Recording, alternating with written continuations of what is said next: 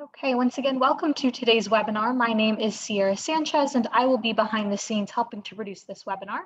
I have just a few housekeeping details before we get started.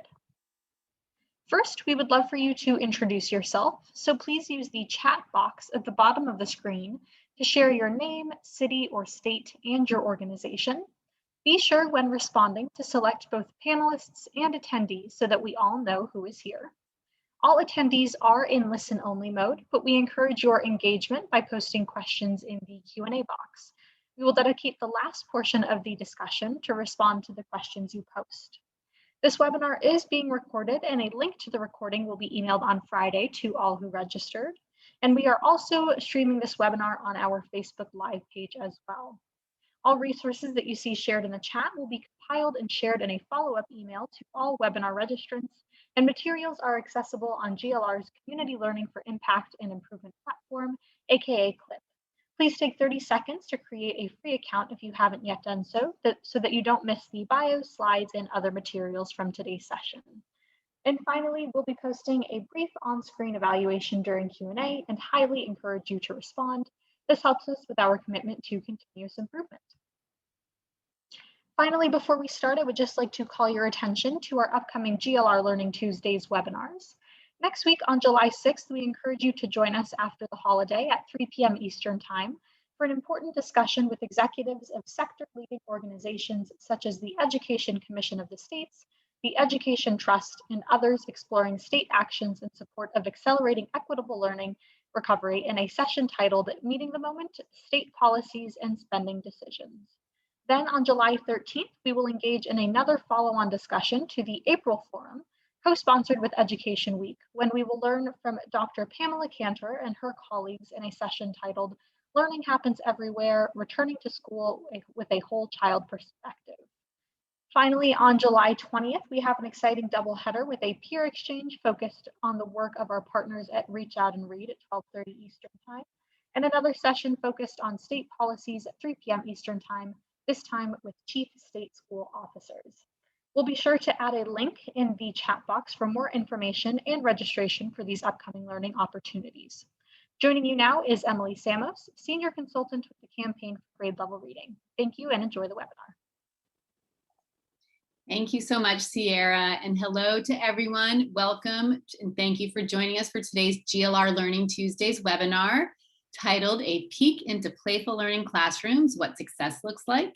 It's going to be very interesting and very fun today. And our exchange of ideas is now our second of 3 sessions that follow on to a spring forum co-sponsored with Education Week and co-hosted with the Rollins Center for Language and Literacy.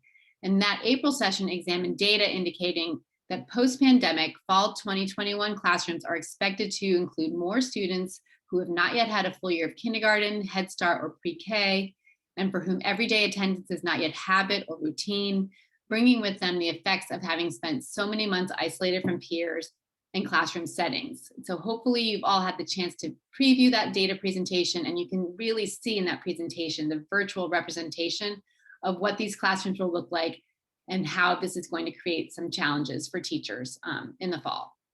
And so during that presentation, several promising teaching and learning strategies with great potential to help early grade teachers mitigate these challenges were previewed. And now our follow-on sessions allow us more time to further explore these innovative interventions and better understand how they can support our youngest learners as they get back on track.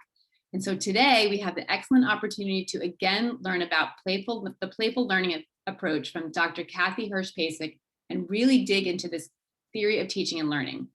Dr. Hirsch-Pasek will be joined by her colleagues, including educators who are using the approach and can speak to the ways in which playful learning can help ease the challenges teachers will face as they use guided play to accelerate equitable learning recovery.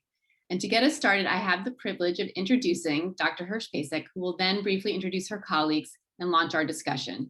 And I'd like to remind you that you can find complete bios for all of our speakers linked in the chat and found on CLIP. So Kathy Hirsch-Pasek is a professor of psychology at Temple University and a senior fellow at the Brookings Institution, and has been declared a scientific entrepreneur from the American Association of Psychology.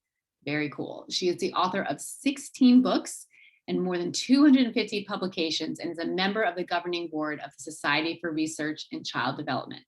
So Kathy, I'm super excited to turn it over to you to then introduce our panel and launch your presentation. Thanks so much. Well, thank you so much, Emily. It is really a pleasure to be here. And I want to thank everybody who's out there, first for joining us for our first webinar, which I guess was a couple of months ago, and now for the follow-up today.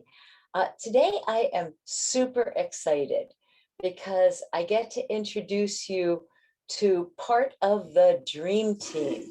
And we're going to make this a little bit less like a webinar where it's just talking at people, more conversational and more like The View, where we're going to have a conversation and give you a sneak peek of what's going on in classrooms out in the real world.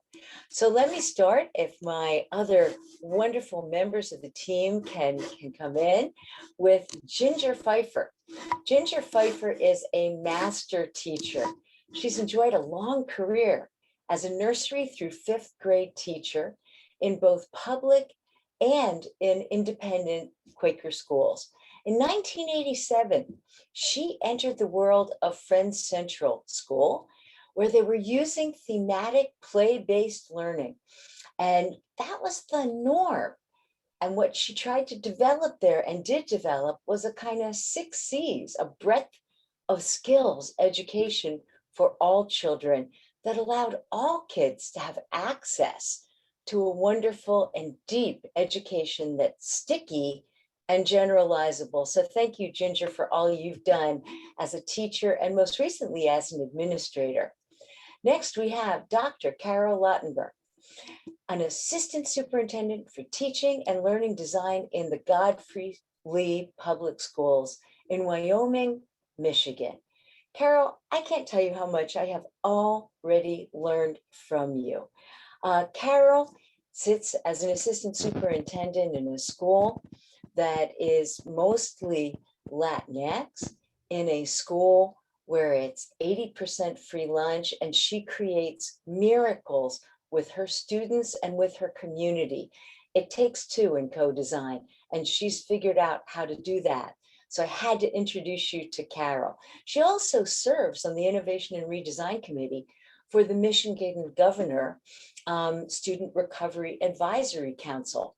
So we're really happy to have you here and hear more about what Michigan is doing to follow your lead in Wyoming, Michigan.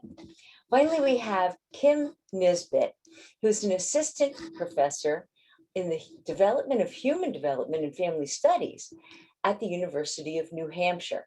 Now, New Hampshire is really lucky to get Kim Nisbet because her focus is on identifying instructional practices that enable young children to achieve their highest levels in an education environment.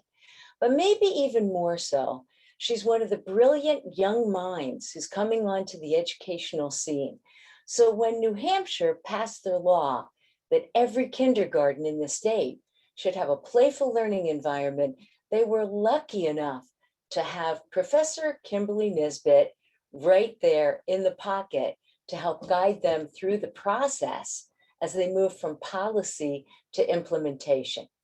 So I want to acknowledge today that our panel happens to include 4 white women. And it's important to also acknowledge that our leadership team and the schools that we design with and co-design with really do represent a much more diverse group than what you're seeing up here on the screen. So I apologize today that the assembled folks don't represent the full breadth of everybody who's contributed to this initiative. And with that, let me give you a sneak peek into playful learning classrooms. Could I have slide 1? All right, slide 2, I guess. We're going to show you what success looks like. So today I want to take you inside classrooms. Actually, I'm going to let the people who are going inside the classrooms to show you their classrooms.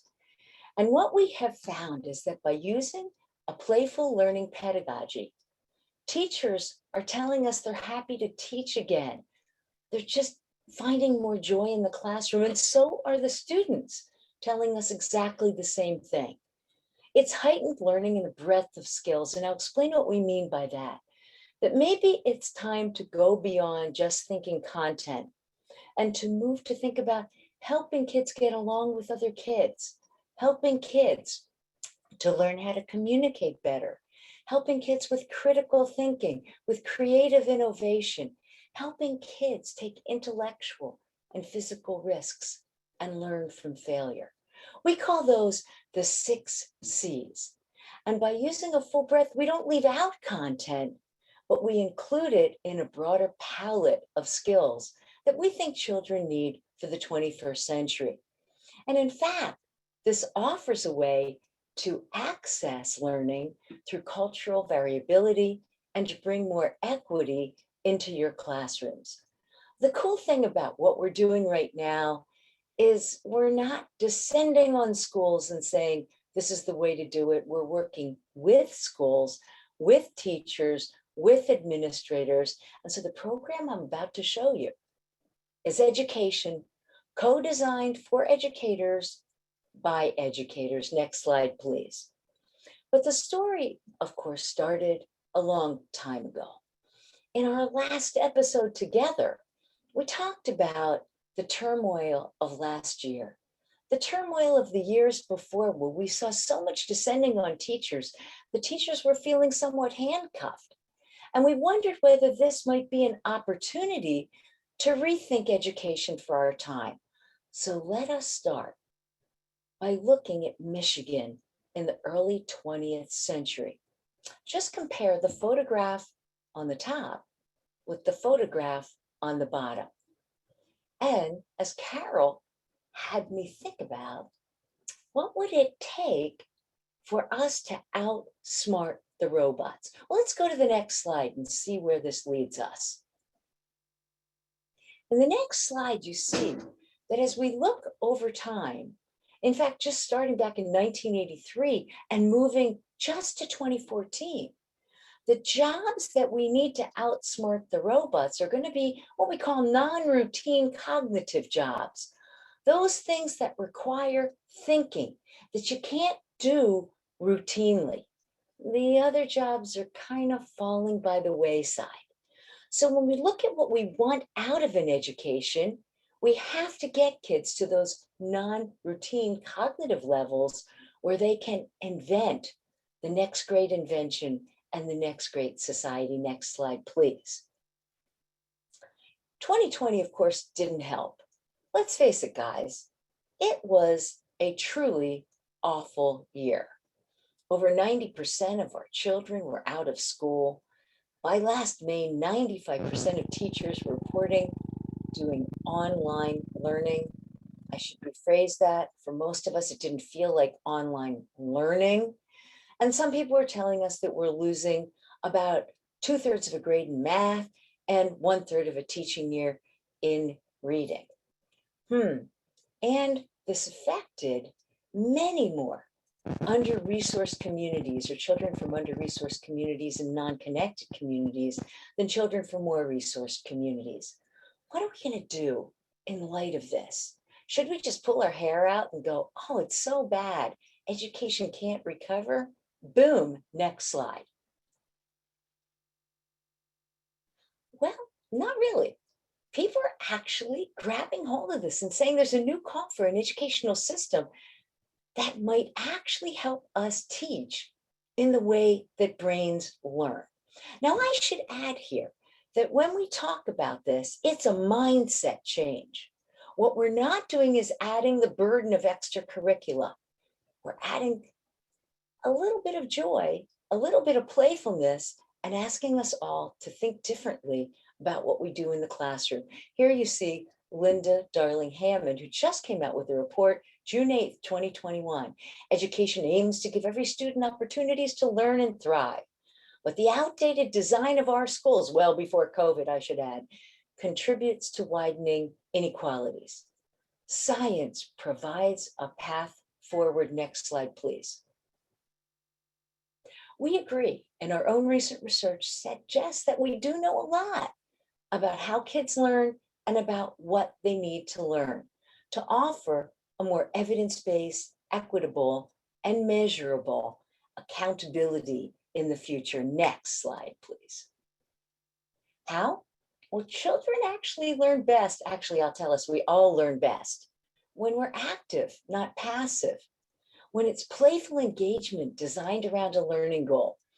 And that comes when you're active, not passive, when it's meaningful, not disjointed, when you're engaged, not distracted, when it's joyful, not boring, and when it's interactive and iterative and changes each time around. Next slide, please. We also know that there's different kinds of playful learning. So we can think of playful learning as initiated by a child and directed by a child or an adult. Let's try just a few. If it's initiated by a child and it's directed by the child, building the fort when you go into your living room, that's what we call free play. It's great stuff, really important. Kids need more of it now than they ever have. But now I want to move to initiated by the adult in the way you set up your classroom, but directed by the child who has the agency to learn himself if we just provide the right materials. And if we are the guide on the side, not the sage on the stage. We call that guided play. And it's different than direct instruction in play clothes.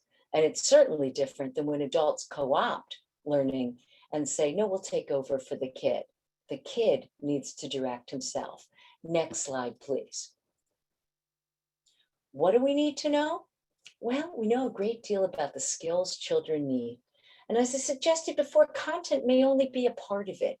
So when we look at the past year and we look at what's gone on before, let's not get hung up on only the math and reading skills. What do they need to know about getting along and working in teams? What do we need to know about communication skills, listening skills? We don't do enough of that today. About learning to be creative, critical thinkers when we have that content, and the confidence to learn from failure. Next slide, please. We call these the 6 C's.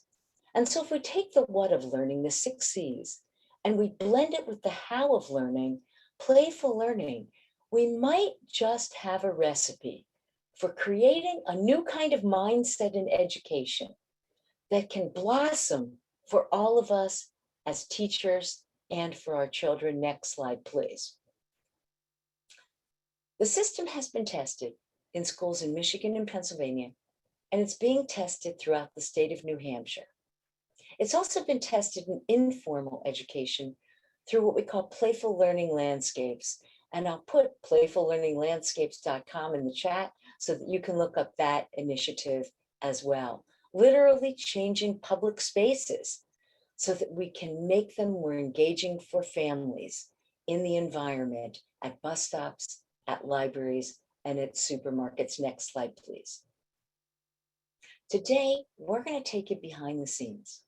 You're going to get to see how this works in real classrooms with real teachers and real educators to achieve a breadth of skills, the 6 C's, at a breadth of ages for lifelong learning, in a breadth of contexts, in and out of school.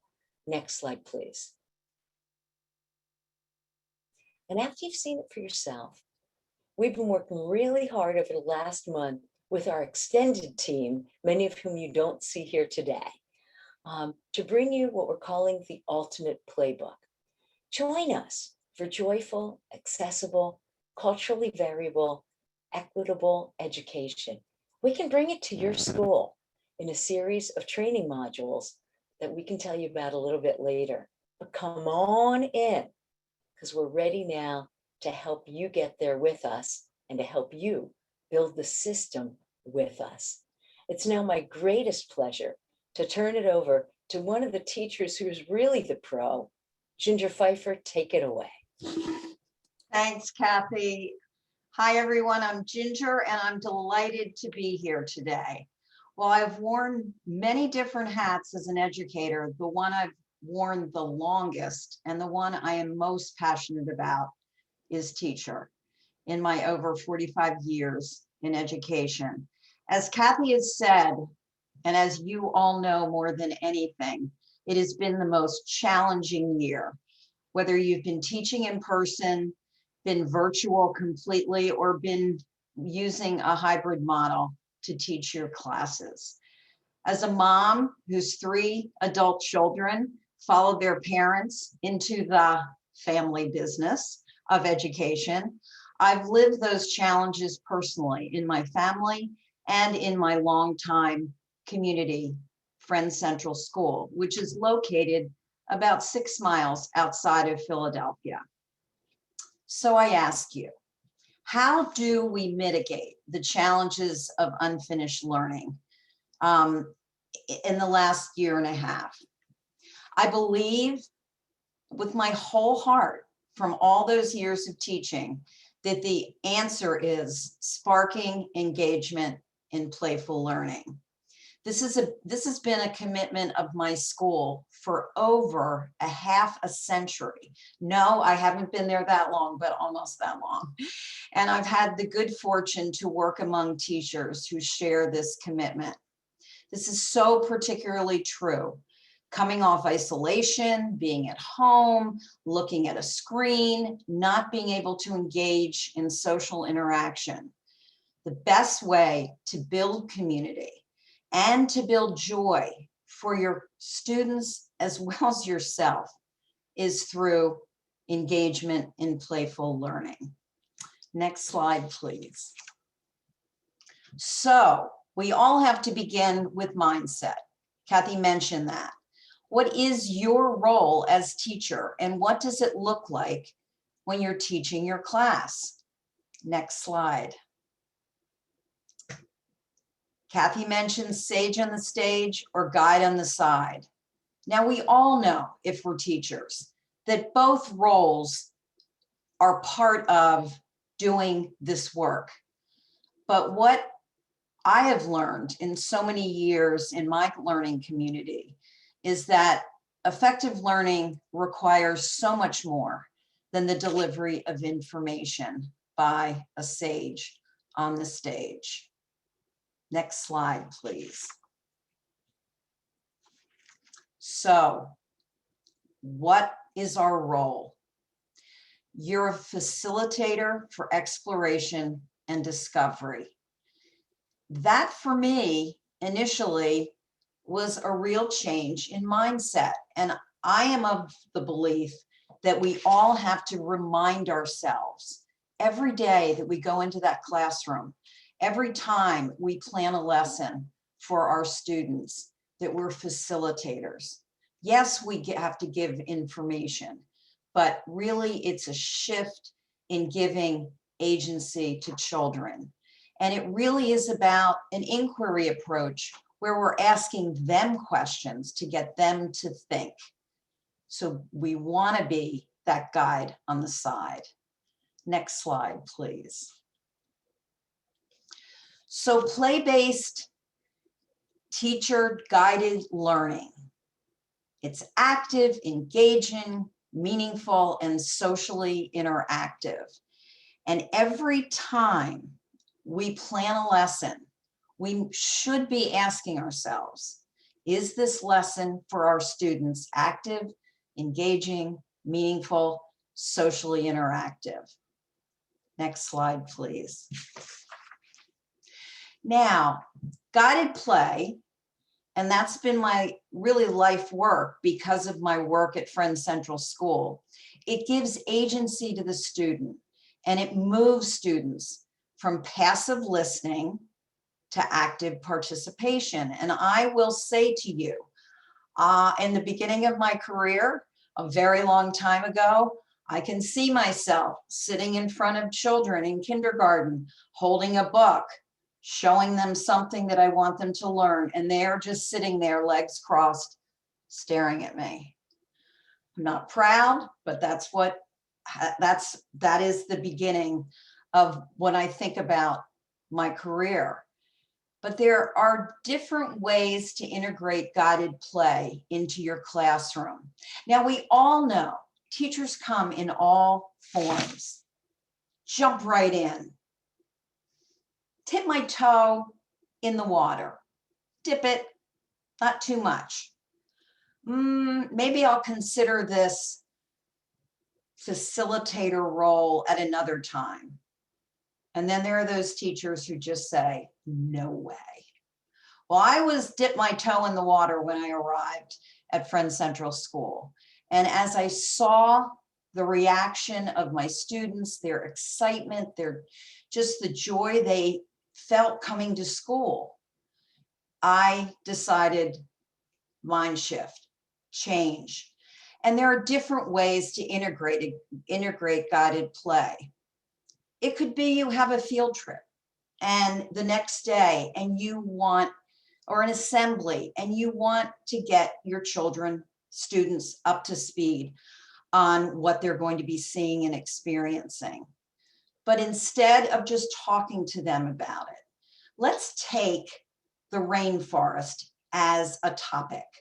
So we're going on a field trip. I think of Baltimore at the Inner Harbor, and you can go and experience a rainforest. What might you do?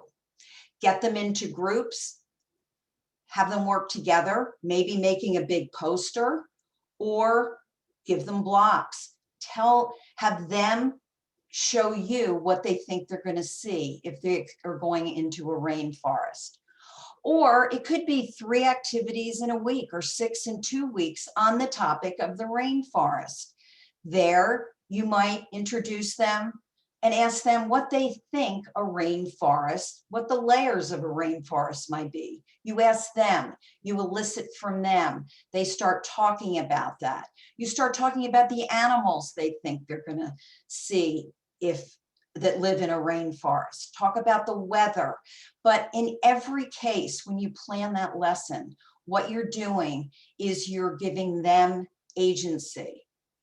Now, what I'm most familiar with in my experience are 2 to 3 months on a theme of guided play activities where you really take a deep dive.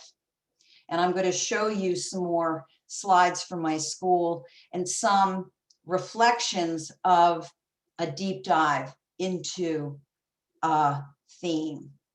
But in every scenario, guided play results in creativity and collaboration, because often your students are working in small little cohorts, communicating with each other verbally.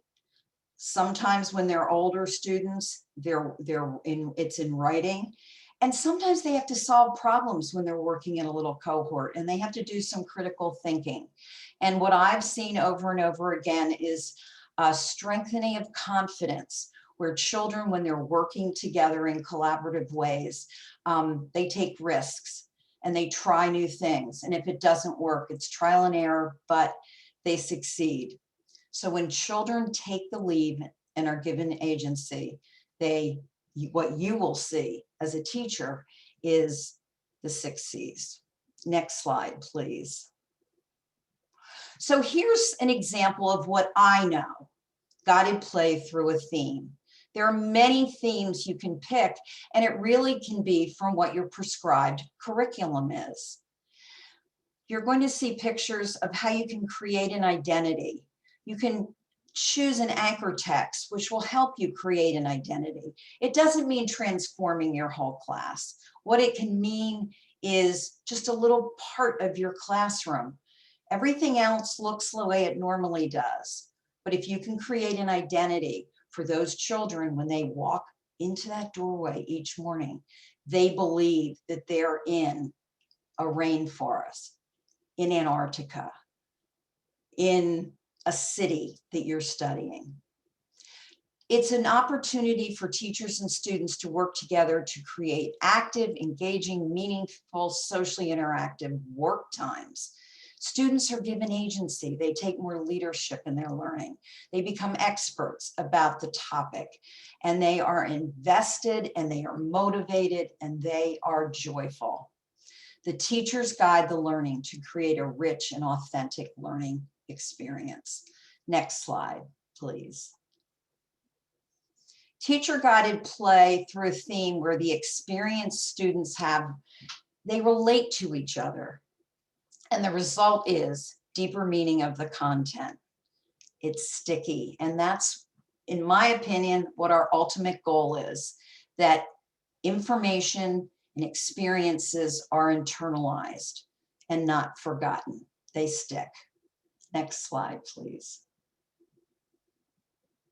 Here's an example of how you can start with a theme in the middle and how you can integrate it across all these curricular areas. There's so much you can do, and this can be what your school prescribes that you need to be doing in first grade, in kindergarten. It's time to study a community, but you can bring in reading, writing, social studies, music, art, all of these terms that you see here written in red, and it creates an experience that is a deep dive into your topic or theme. Next slide, please. Here, when you do choose a theme and you're going to be doing it for a while, one of an essential for you is to find a book that will be your anchor text that can actually help provide you with an identity for your classroom. Children's literature right now and has been for the last couple of decades, so rich with so much coming out that's excellent writing, and there's so many books to choose from. And in this case, carrying on the rainforest theme, The Great Kapok Tree by Lynn Cherry is a wonderful anchor text. Next slide, please. As I said, there are opportunities to reflect your identity in a classroom, not the whole space. You don't need to do that because children don't need that, but they would love to see a rainforest tree with the animals that live in the rainforest. This is just a very small little space between two windows in a kindergarten classroom at my school. And there's so many opportunities to do this in a very, very simple way, but it creates the magic. Next slide, please. And one of my happiest moments as a teacher is when you see you've done guided play activities and all of a sudden you see evolving among your students free play, child-directed play, as Kathy mentioned. And it's around the theme because they're so immersed in what you're studying and bringing to them a few times a week. And in this, in the second picture there, these wonderful students at Friends Central have been studying the theme bridges. And so they are creating some bridges in both photographs that they're doing during free play because they're having so much fun and they're joyful in the learning that they're experiencing as they are guided by their teacher in play. Next slide, please. So to sum up, steps to joyful learning, beginning with your prescribed content. How can you take that content, avoid being just a purveyor of information, and consider your role as a facilitator? You can choose a few activities, a topic that you can extend over a week or two, or what I'm familiar with, and those wonderful colleagues of mine at Friends Central School, or a theme. And then you may want to identify an anchor text or two. From that, create an identity in your classroom. And from there, through these guided play activities, the result over and over again that I've seen with my students is an increase in creativity. There is so much cooperation and communication, critical thinking, and a growth in confidence because every student is different and every student has their strengths. And when they work together, the whole group raises their awareness, their integration of material, and most of all, the joy that every child deserves in a classroom. Thank you. Ginger, thank you so much. I mean, I honestly thought when you had my kids in your class that what you did was magic. You are absolutely a master teacher, and how you have managed to put on slides ways to help others create the same magic. Thank you, thank you, thank you. What an incredible gift you're giving everybody out there. So now I want to leave Philadelphia for a moment, and let's see if we can now fly out to Michigan. Carol, you're ready to take it over? Absolutely. Well, I want to just say welcome to everyone, and a special shout out. I think in the chat I saw some Godfrey Lee Legends names come through. So special welcome to those folks from Godfrey Lee who are joining us, as well as all of the attendees today. Really grateful for this opportunity to tell you more about the joy of meaningful, playful learning in our district, a 1.4 square mile place that's adjacent to Grand Rapids, Michigan, a little town called Wyoming, Michigan, that is. We serve 1,850 students, half of whom speak 2 languages. And as Kathy said, 80% of whom are Latinx. Almost all of our students receive free or reduced lunch. We have absolutely amazing students and the best and most hardworking team of educators anywhere. So in Godfrey Lee, we strive to center student voice, care for student well-being, and connect with our community. This is true in the best of times, and this is especially true as we respond to the pandemic interruptions. Equity has always required innovation, and we know our kids can't wait. Next slide, please. So this is Godfrey Lee's promise statement, and it really says it all about who we are. So be you. That means each student and educator has strengths to develop and goals to strive for. Be connected. We all work together within a community to create meaning, purpose, and a greater good for all. And be brilliant. We help each other grow and develop in unique ways to thrive academically, civically, emotionally, and socially. Next slide, please. So we've committed to redesigning our instructional program with generous support from the Steelcase Foundation. One way we're doing so is by using that thematic approach that Ginger just talked about to achieve depth and breadth in the 6C learner profile competencies. The heart of this design process was asking our community what they wanted through a series of home visits. Administrators, board members, teachers, and support staff visited 19 representative families to find out what their own hopes for their own children were. Next slide, please. This was absolutely the most transformative work we did. What we heard was that parents wanted school to be a place where learning has meaning and is connected to their students' lives and interests, and also as a place where their own opinions and contributions were valued. So we got to work transforming. Through a process of human-centered design, we identified thematic instruction as a way of accomplishing meaningful, active, connected learning. Teams of teachers then worked together to develop classroom and grade level themes with names like Who Am I? And Giving Back to Our Community and The Farmer's Market. And I will say that Ginger and one of her colleagues have been in our district and have helped us through this process. Next slide, please. So this is an example from our Early Childhood Center, a wonderful place of joy and discovery, energy. This is an example from first grade, and literacy development was at the core of this theme. You can see it was called The Farmer's Market. Wasn't sure about photo releases for all the kids, so I put the rubric on top of that wonderful presentation that these students did right before the pandemic. I think it was 3 or 4 days before we were shut down in Michigan. And you heard Ginger talk about a mentor text. So all of these students read the book To Market by Nikki McClure, as well as a number of other supplemental texts.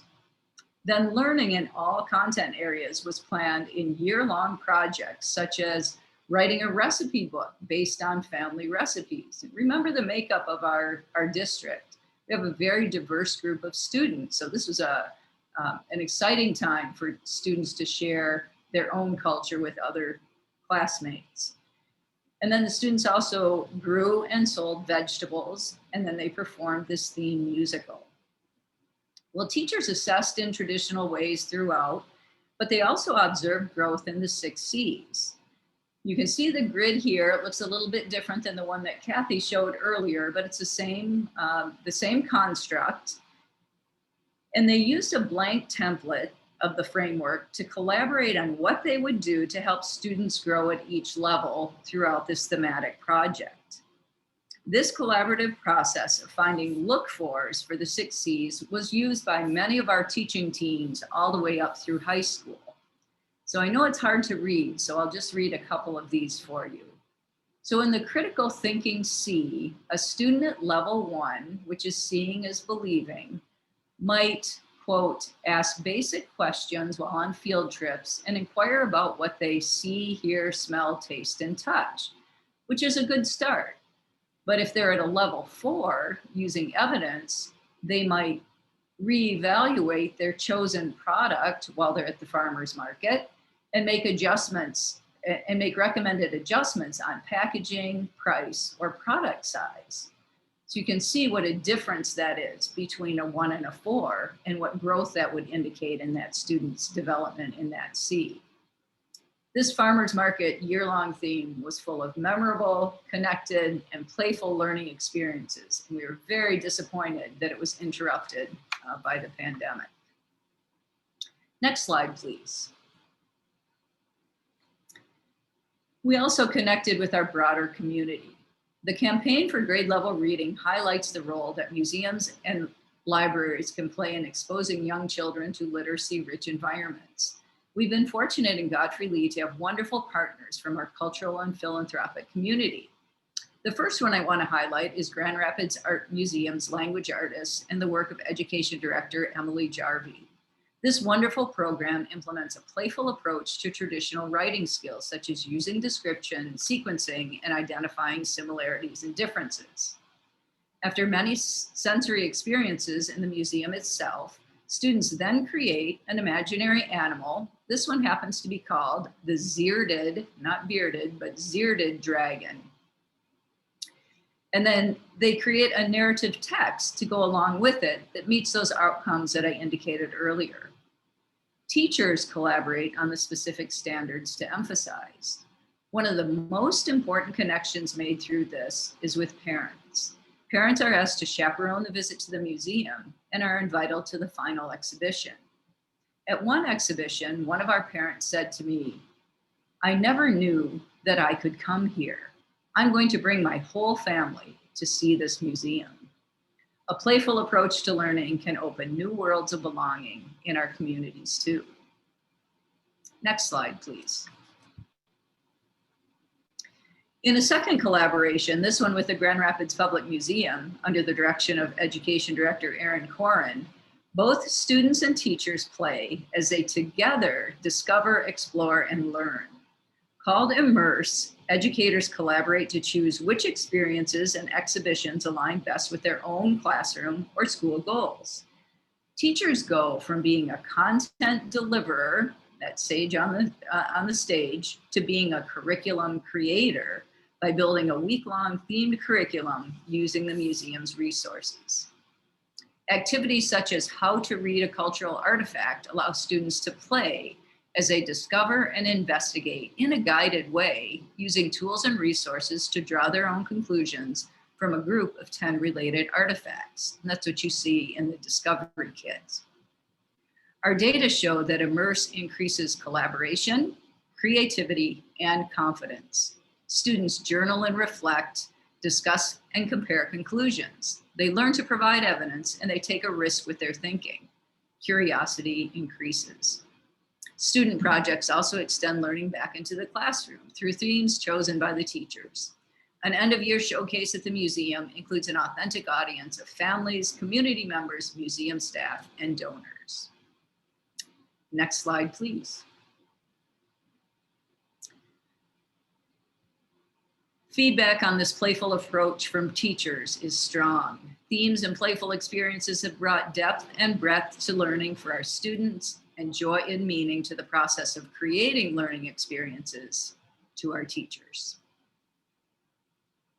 Next slide, please. Well, as we eagerly anticipate a full return to classrooms in the fall, we know that there will be unfinished teaching and learning. Our classrooms will reflect the changing composition of classrooms nationwide that we heard about in the introduction. In our K-2 program alone, over 25% of students missed 30 days of instruction, with kindergarten at the highest level, almost 30% of our students. If we approach this reality through Tier 2 and Tier 3 interventions, we'll only make the gap bigger, because time constraints will mean fewer students will have access to Tier 1 grade level content. We believe that a playful 6C learning approach is one part of meeting students where they're at. That, coupled with developing a strong and unified approach to essential content in Tier 1 and identifying student needs, will help us tailor our approach to each student. Next slide, please. Finally, just take a minute to think about your own school experience. What do you remember? How often did you experience learning that lasts? If you did, what about it made the experience memorable? How has it helped you thrive in your career, in your community, and in your family? Wow, Carol. Thank you so much for taking us. Two more to go. Two to go. Oh, sorry. Okay. Next slide, please. So Godfrey Lee, along with the support of its educational community and community partners, is innovating to slow down instruction in thoughtful ways to create learning that is intensified and accelerated through playful and joyful experiences. And one last slide. So I want to say thank you to the wonderful Godfrey Lee community and to you all too for this opportunity to share our story. Well, Thank you.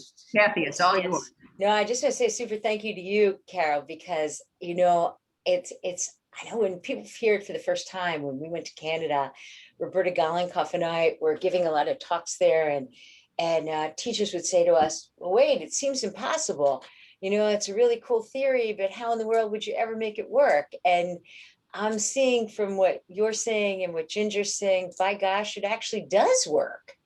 And you guys are not only getting kids happier and teachers happier, but in a meaningful way that builds on strengths of students. And I think, wow, moving to that strength, that foundation, you know, that everybody brings to a classroom is so intensely powerful. So thank you for all you've done for education. It's really cool.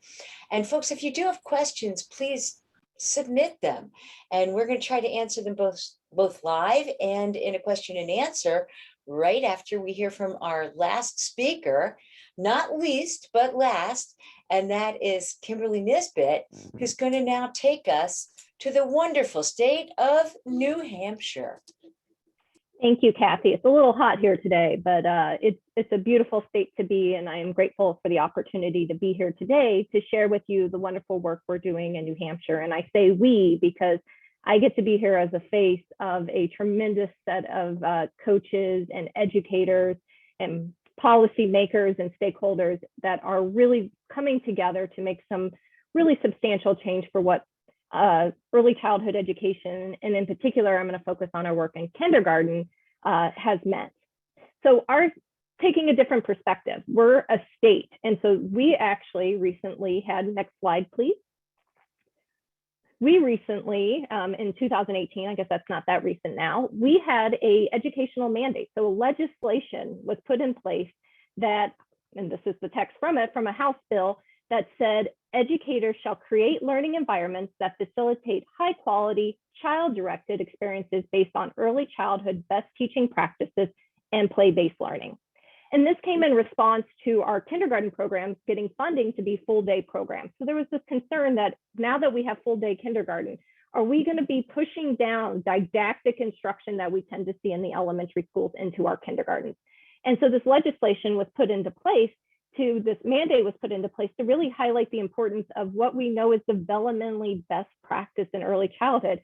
And that is giving children agency over their learning and to make learning ways that isn't just an inch deep, but a mile deep, and really thinking about making learning sticky and meaningful for kids. Next slide, please. We were really fortunate and serendipitous in timing that our state also was awarded a preschool development grant. And this grant was awarded to the state in collaboration between the University of New Hampshire, our State Department of Health and Human Services, and our Department of Education to support New Hampshire's vision that all families are afforded comprehensive and responsive support so that they are healthy, learning, and thriving now and in the future. So as part of this grant, we were able to embed funding to support that mandate, to say, how do we help teachers? They know they have to do this thing. They're supposed to be doing child-directed, playful learning, but what does it mean? So we were fortunate to embed in our grant funding to allow us to do a wonderful coaching model that has been going on now for 3 years to try to help our teachers think about ways in which they can tweak, not reinvent, but to just tweak what they're currently doing in their classrooms in order to make it be aligned with what we know is best practice with regards to playful learning and the 6 C's. Next slide, please. So our vision was, and the vision of our coaching, is to increase guided play experiences that are child-directed and teacher-facilitated. So what we're doing here is focusing on increasing the amount of guided play activities in the classroom. This is slightly different than what Ginger was talking about with the theme. We went small. We went to say, we talked to our teachers and we're saying, what small changes do you want to make in your classroom to help bring us from didactic passive instruction into guided instruction that is under the agency of children, that is sensitive to what you need to teach for standards, but that is really aligned with children's interests and what children are able to take it in the directions that they want to go. So we might have a teacher identify a goal, a state standard, a topic, a project, or an investigation to pursue, but there's always agency on the kid's part for that goal. In fact, you can actually use your children, and many of our teachers have used their children, their students, to help identify what directions are we going in our learning. So again, slightly different than what Ginger's doing, but I think equally important in that idea of making a shift away from didactic passive instruction into something that is more engaging and under the control of children. And what we're doing is increasing teachers' capacity to leverage the joy of play, which is at the heart what children like to do, and to allow children to connect authentically to their content. And that's the other piece. We really want to make sure that if learning is going to stick, it has to be culturally relevant. It has to be personally relevant for children. And so we're really trying to identify a way by leveraging guided play to make learning authentic. And then lastly, we also wanted to increase the opportunities for children to co-construct their learning with their teachers and their peers.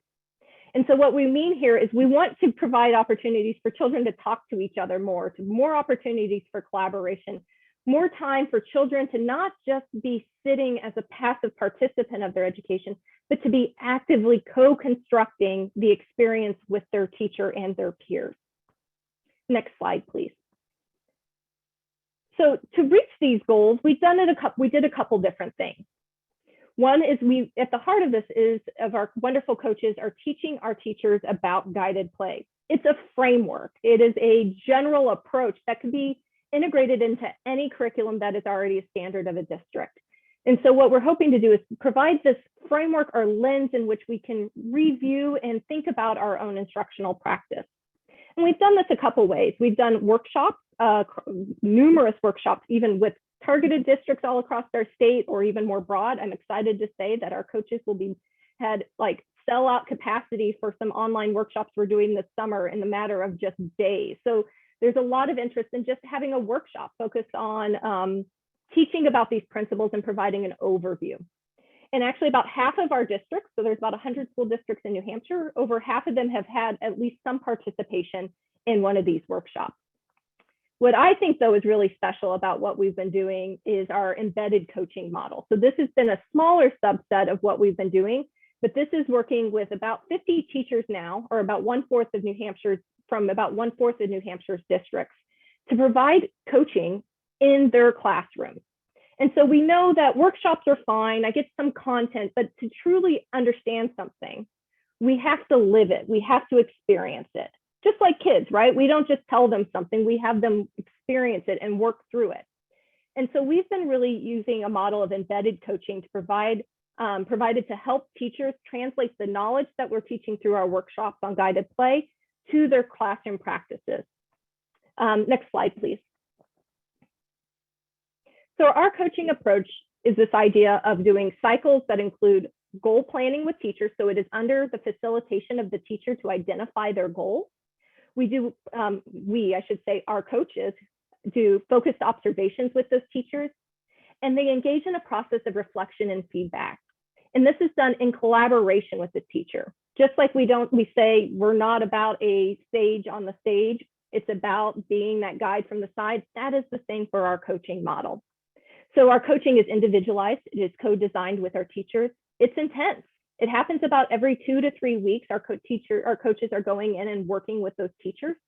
It's sustained. It happens over a 6-month period.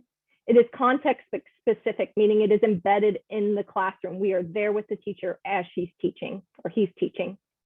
And it's focused specifically on increasing guided play experiences. And I highlight these terms of intensive, individualized, sustained, context specific, and focused is because this is what research on coaching says is best practice, that if we want to maximize our opportunities and gains, we have to have a commitment to this process. And that's what we've been fortunate to do here in New Hampshire.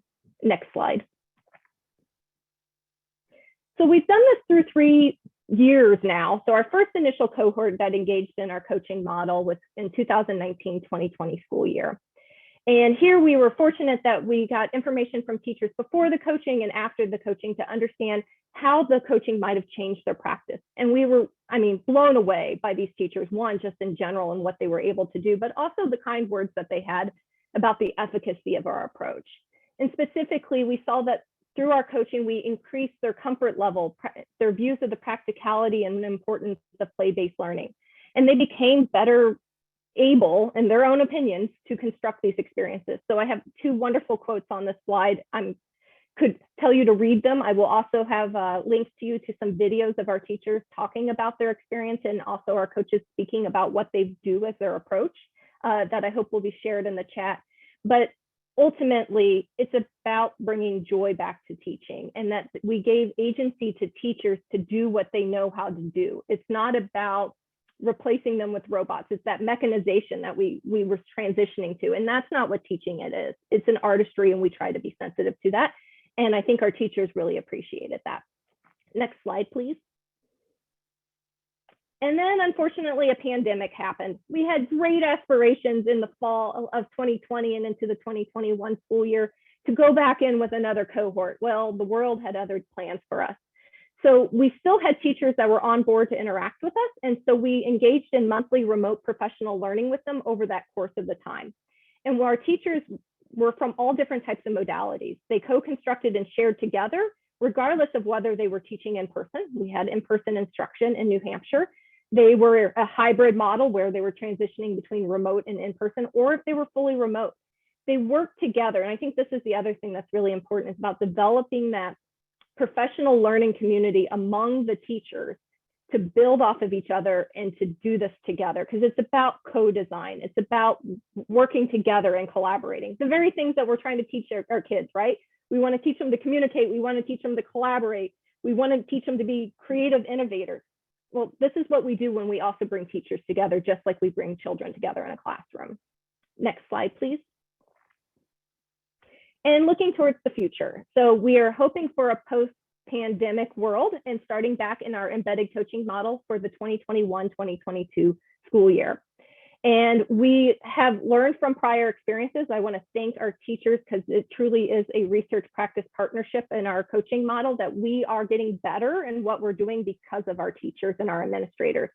So some things we're doing differently this time around is greater intensity. They actually our teachers wanted more coaching. They wanted administrator involvement. It wasn't just about like, well, you can teach me this. You need to teach this language to my administrator. They also need to see the value in what we're doing. And then increasing the opportunities between for co-design between teachers. And so we're tweaking our model all for that in the state. And we're actually, I'm really excited because I'm the researcher side of this equation, really excited to be starting a intensive evaluation of our coaching cohort this year. So we had some preliminary evidence of the efficacy of what we're doing. So we're delving deep into really getting some data to help us understand the direct impact that this is having on teaching practice as well as children's outcomes. Next slide, please. So I'm just really excited to give you a glimpse into something that is actually really intense. What we're doing here in New Hampshire, I think, can be scalable. I think if you have an administration that is dedicated to providing embedded coaching and providing this really thoughtful, reflective time for their teachers, which I would encourage all districts to do if possible, but we also understand the limitations and the cost that's associated with this type of model. But I encourage you, we've got multiple websites that can link to the work that we're doing to learn more. You can email us. We are more than willing to share whatever resources we have about how we've been bringing playful learning to our classrooms. But I also want to give a shout out to something that was mentioned earlier in the talk, which is the ultimate playbook that we're working on. We knew here in New Hampshire that what we were doing was available because of some really wonderful and serendipitous funding from the federal government that allowed us to provide this coaching, and we are seeking ways to sustain it. But we also acknowledge that that might not be a cost-effective option for all school districts. And so I just want to again bring up the ultimate playbook that Kathy mentioned at the very beginning. So the full name is the Ultimate Playbook for Reimagining Education. I have to get the full thing in there, which is trying to be a hybrid model between, what we're doing here in terms of New Hampshire's depth of coaching, but making it be something that can be under the agency of a school district. So instead of us going into a school district as coaches from the university, it's about building capacity within a school district to do the things that we've been sharing with you today. So I do encourage you to check out that website. It was in the chat, but also check out any of the wonderful resources shared here today. And thank you for your time and consideration. And I hope I was fast enough that we can actually have some discussion. For sure, Kim. Thank you so much for taking us to New Hampshire and talking about the mandate. And then I wonder now if we can have everybody on screen and really make this a lot more like The View and not like Sages on Stages. Sound good, guys? Kim, come on in. Ginger? All right. So we're all here to discuss this, and there's some wonderful questions that are coming in. I'm just wondering if a couple questions I can put out there for all of you. How does this work in helping diverse learners get more access to school curricula? I know you've all seen that. And I wonder if you could comment on it. Carol, I'm going to start with you and move to Ginger. Yeah, that's a great question. And our district is a diverse place, and it seemed to work pretty well for us. I think about Zaretta Hammond. Some of you may be familiar with her work. And she really talks about how things like storytelling, things like working together as a team, not as individuals, things like games help children learn in a deep way if you have a culturally diverse population. And everything that I heard today from Kim and from Ginger and from your research, Kathy, is those three things: storytelling, games, and working together are part of the model that we're talking about. So I think it's a model that really appeals to a diverse population. I think the other thing that you just said in working together and bringing people's stories to life is maybe part of where, Ginger, you were coming from when you talk about this as building a community and how important it might be to build a community as we pop off of really the awful year we call 2020, 2021. So I'm going to throw it to you. Well, first of all, I feel like it happens through guided playful learning, especially our students are what matter the most. We want our teachers to be happy and joyful in what they are doing in their classrooms, but most of all, the priority and focus needs to be on the students that we teach. And I know at our school, what is so important, and DEI issues, diversity, equity, and inclusion issues are always at the forefront at our school.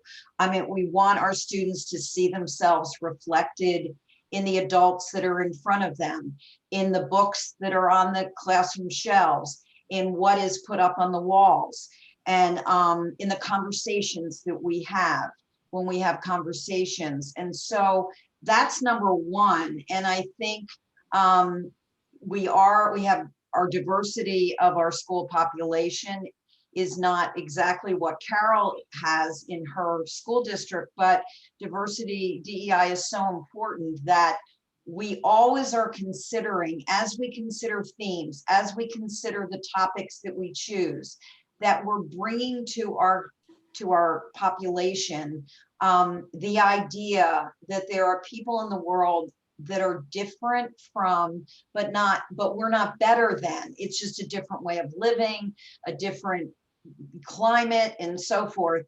And so we want them to have an appreciation for the way others live. And it really is an overriding goal.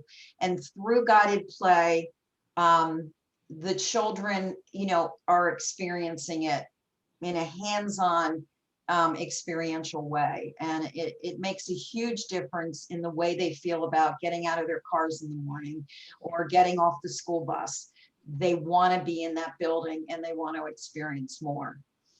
Yeah, that's very cool. And then, can I jump in with a add on to that? Yeah. So, I always amazed at our God-feely teachers. So the idea of home visits that I talked about, that transformative work that we did, they really ran with that during the pandemic. Now I know home visit, pandemic don't really go together, but each child had a conference, a Zoom conference before school began, so that teachers got to know students. And this year, working with our teachers union, our teachers association, the teachers agreed to do a visit with each child and their family.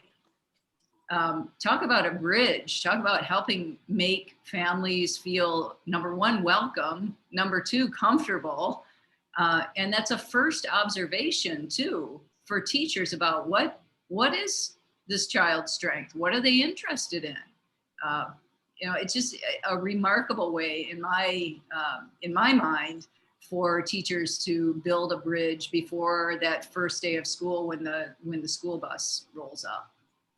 Yeah, that's really cool. I just want to ask all three of you one more question. I'm going to start with you, Kim. But one of the things that I think we talked about, and Ginger, I love your sticky note. And then I want to just open it up to answering the questions everybody is kindly putting in the Q&A. And please write more questions because we want to hear them and we want you all to join us because this is a movement. The ultimate playbook isn't just meant to be in 3 classrooms. It's meant to be for you and built by you. And honestly, we are going to expand as fast as you want to come in and co-design with us, everybody under the same tent.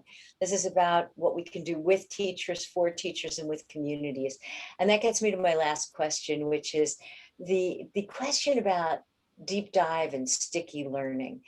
I feel like, at least at the college level where I've been using this, and I know my colleague Roberta Galenkoff has been using this for so long, our students can actually remember the themes that we have done each semester, like 2 and 3 years later, they can answer questions. Can you imagine in college, like people usually forget whatever was on the test the day after the test, but seriously, like I ask them a year later and they say, oh yeah, we remember reading this and this.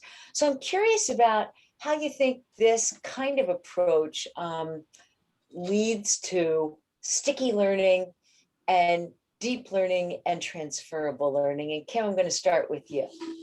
Well, I'm going to take this from the side of an academic and what we know about memory research. So this might be a little bit boring and compared to what Carol and Ginger can share with you, but we know learning is construction of knowledge. The more connections you can make between information, the more likely it is you're going to remember it. I always think about a great mentor of mine, Dr. Farron, gave a great example of knowing the difference between a stalagmite and a stalactite. You gave me one of those words, I couldn't tell you which one is which, but I can remember it in that context. So that's not really learning. That's like a mnemonic device. Like I don't really understand it or have it connected to a bigger knowledge base. So I think what guided play and this idea of deep learning really affords us is it allows those connections to be made in the mind. It literally is building the neurons that and reinforcing those connections. And so when we provide targeted instruction that allows us to go deep and not superficial, we're building something that has a lasting capacity. Now, that's not easy. It certainly is not easy. And I will say, though, from our teachers, I know it is possible. But I think, and this was a question that came up in the chat about how do you get administrators and get administrators and policymakers and families on board for what we're doing here.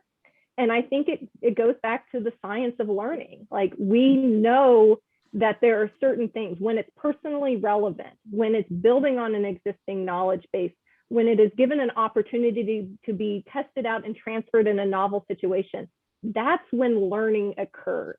I think we need to do a better job of describing how learning and memory works, to highlight that if we want to have these sustaining effects with content, and that's just the content side of it, that's not even these other 6 C skills that we've been talking about, we really have to acknowledge that we need to give children time to process.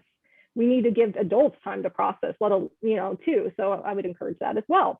But to me, that's really what it is. This is how we learn. This is what we know about human nature. So, I mean, you're kind of hinting that maybe we should actually use the science to help out in education. That's a pretty novel idea. It's funny because I often think about this. It's like doctors have biologists and chemists, right? And we have people who are engineers who rely on what we know about in physics. And then here's this field of education, and we have all these people out there who are doing the science of learning, and it somehow never makes its way across the bridge. So thank you for mentioning that. Emily, did you want to take over at this point and throw out some questions from the audience? Yeah, and I actually think, Kim, you and others building on that, because several people, as you mentioned, are asking about this. So let's start with families first and then go back to administrators. So Babette and there was one other person who asked that same question. So getting and hear from Carol and Ginger too, and Kathy, but what are some ways to engage families and their students' learning? Babette says in Chicago, they have some % of students with unacceptable numbers of absences, meaning the parents didn't get the kids to school, speaking pre-pandemically. So that's the way she's phrasing it. So how do you make sure to get a little bit more about how you make sure to get parents on board with this? Ginger, want to fly with it? Well, I happen to be in a school where there's a real deep understanding about the way we teach. But for me, it's very simple. I'm on the ground, I'm in the trenches, I'm a teacher. And if you have happy kids who want to go to school because of the way teachers are delivering content, that takes care of that. And that's where I feel so passionate about this being a means to addressing that problem. I think it begins with the children. Now, sometimes it's the responsibility. They don't have the means to be able to get to school, but if at least in my experience, it's been with this change in the way we are delivering to our students content. They want to be there. And I've seen it over so many decades of being fortunate enough to be in a situation where this model has certainly been successful with students. And we have a diverse population, and Carol probably can speak to this even more so. I've had the great pleasure of visiting Godfrey Lee School District, and I know of the makeup of her students. So I'll, Carol. Yeah, I wish I had an easy answer. I think you really have to see what the why of the attendance issues are. And, you know, most urban areas have teams of people who are working on that why. Engaging instruction alone isn't going to solve the problem, but it certainly does help. I guess I just go back again to the cultural fit of classrooms. Zaretta Hammond's work has been really transformative in our district, and really thinking about, are we being culturally responsive in our practices, not just in our materials, but in our practices. But again, attendance is a very complex indicator of other things. It could be a transportation issue. It could be a language issue. It could be a, I didn't know which school to enroll in issue. But I, you know, agree 1,000% with Ginger. If all of those factors are taken away and the environment is an engaging environment, you know, students will do what they can to be in school. They don't want to miss school when these things are going on, like the musical that I showed you and the rainforest that Ginger highlighted. They don't want to miss. So let's shift over to the administrators. So Kim Girth says, how do you respond to administrators and educators who might be skeptical that learning standards like Common Core can still be addressed and achieved using this approach? And then Alan Gutman, you know, thinking about the fact that you basically legislated this in New Hampshire, but then how do you gain buy-in from the school and district administrators? I can speak a little to this because I did a lot of road shows when this mandate went out, spoke to a lot of school districts, trying to explain what this is. And it's interesting that when we got in the room and we started having the conversations, and I start talking about things like, well, this is really analogous to project-based learning or experiential learning. Like, these are concepts that span whatever grade you are and whatever age you are. So I think it's about really thinking about the language of it. And I will also say that when we talk specifically about how it's impacting not just content like the Common Core, which is rightfully so, we need to think about our learning standards and that it can easily be enmeshed, learning standards can be enmeshed into this approach. I think that when we start moving towards, and I will say this is one thing about the pandemic that I hope we don't lose sight of, is the importance of the social and emotional skills. That it is about making sure that children aren't just learning content, but that they're able to make connections with each other and move beyond this. And that was one thing with the pandemic and social isolation that has taken a huge toll on our families and our children. And so I think that if we can come back from the pandemic and give children an environment that encourages collaboration, that encourages the social emotional skills, that encourages children to talk to each other, that can be a way to bounce back. But I think that it's just about having really personal conversations with people. I did the road show because it's important to not just be a scientist and say, well, here's my paper, read it. It's about, and I will give our coaches a big shout out for this too, it's about putting it in digestible terms. We have great resources actually on our website of handouts that are for administrators, that are for communities, that are for families to explain what this is. Macy actually has some wonderful resources to explain the importance of play. So I think it's there, but it's also about having those conversations and really connecting with somebody and understanding where they are to help move them along. It's a heavy lift, but I think it is an important one. And Kathy, I just wanted to see if you wanted to weigh in, because I know you responded to a similar question from Judy Borak in the in response? Yeah, there are just a couple things that I want to say. The first is that in every school that we've seen so far that has tried this, amazingly, the standardized scores go up. The referrals for OT and grade retention go down, and the kids and teachers are happier. So what I'm hearing from a lot of the school admin people is that this is saving them tons of money. That if this were a business and you looked at it as the outcomes you really wanted to have, everybody would be investing in this business because it's simply costing them less to go to the next year. Then when you ask about the parents, so that deals with some of the admin questions and maybe teacher questions, but get to the parents. I mean, how many days have we all heard that we're doing nothing because our kids go home, and they're asked, oh, what did you do in school today? And the answer is, well, nothing. But it's totally different in this system. The kids go home and they can't stop talking about what happened in school today.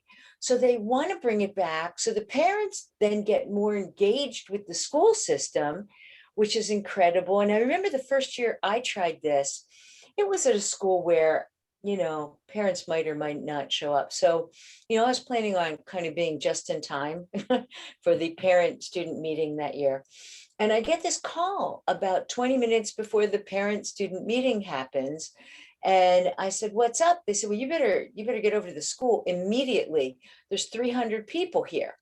And I said, where'd they come from? They must have come out of the woodwork. Well, everybody heard what was going on in the school, so they all wanted to be here.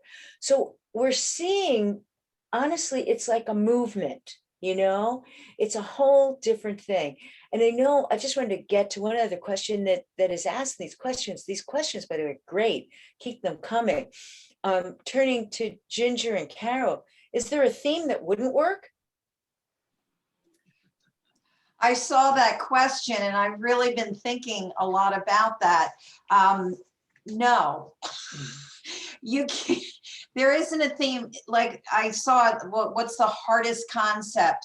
I think, I think in a lot of curriculums for kindergarten, there is community helpers. Now, let me just give that as an example. That doesn't seem so exciting to me, but if you create in your room, you make up the name for your community, and then you all take on a persona that is very critical to the community working together. It can be very creative and collaborative, and there are problems that occur in the community, but you're really taking from the children. So that would be hard for me, but when I turn it and make it into something that is child-centered, and they all come up with their own name, and they're a police officer, or they have the bakery, or they work in the school, or whatever. They are part of cleaning up, the trash in the community, but they have a name, they have a persona. And so that would be hard, but it's not hard at all. To me, you can always think of a way to turn it so it's child-centered and create some magic in that community that they will name. And that takes a long time because they become very entrenched in the name of their community. Building on that, and I was going to say, I know Sierra has to post our poll, so I'm going to just ask everybody, please take a quick minute to respond to our poll. We really take your feedback to heart and improving our webinars each week. But there was a great question that Kimberly answered already from Cynthia Grace Devine Kepner. And the gist of the question is that that children and families together are learning new skills, have learned new skills in this new setting that everybody's been learning in. And so the campaign, we're actually starting to call this the keepers. Like, we want to be the keepers of the good stuff that's happened and the new ways that the communities have come together, and the new ways that, parents are understanding how their children learn, all of that. So I'd love to hear everybody's response to that. So what are you, and Kim, you already answered in the chat, or in the Q&A, so maybe you can begin, but just hearing from you all about how keeping the new skills that have been developed and shared, among family members, keeping that going, and how playful learning kind of connects to that. Yeah, I think it was mentioned that what is the bridge, like what is one way to bridge this connection to families? And I think that actually is a good way of doing it. The point about families are seeing they're learning these new skills, they're seeing their kids learning these new skills. And these are skills that can be reinforced through guided play, I think is an important one. There was a whole separate part of that question about how do we measure it and assessment, and I'll have you read the Q&A response for that side. It's kind of boring, that we just don't know. But I think that it's also a bridge that we are learning through this pandemic, that the skills that are going to be necessary for success and allowing us to be an adaptable species are the ones that we can try to encourage through guided play.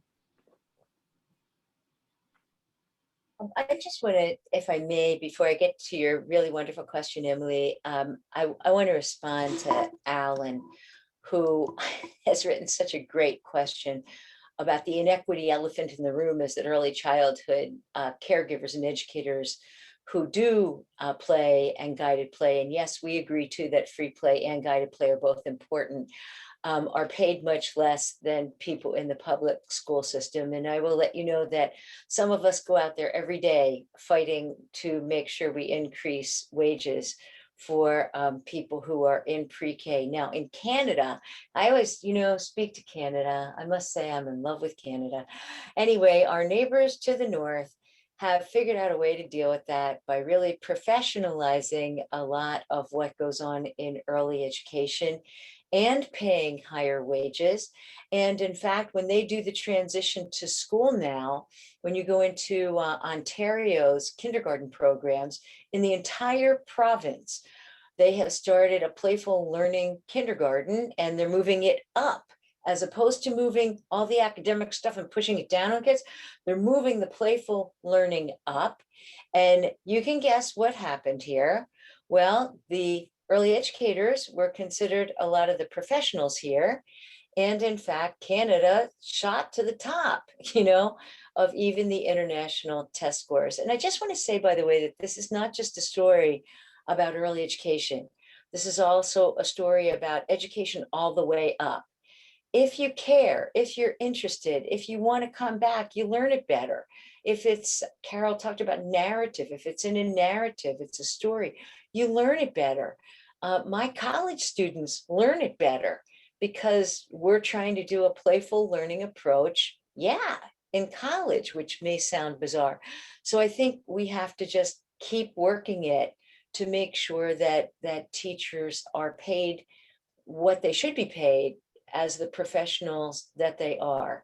And again, I just want to mention that for those of you who are interested in this approach and want to hear more about the coaching model, or want to hear more about what we've done in the classrooms, how we've studied it, bring your districts along, because we have a sign up sheet right now at theultimateplaybook.org, and we can only take a small portion of the people who might be interested.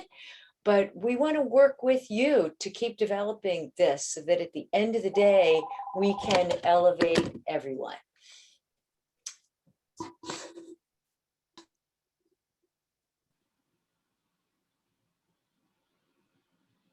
Thank you, Kathy.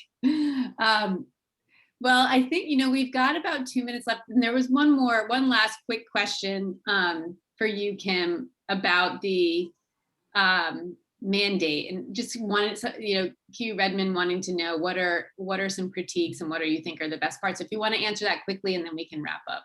Yes, I will say the importance of making sure you have alignment between changes in legislation and having a path forward for figuring out how that's going to be implemented.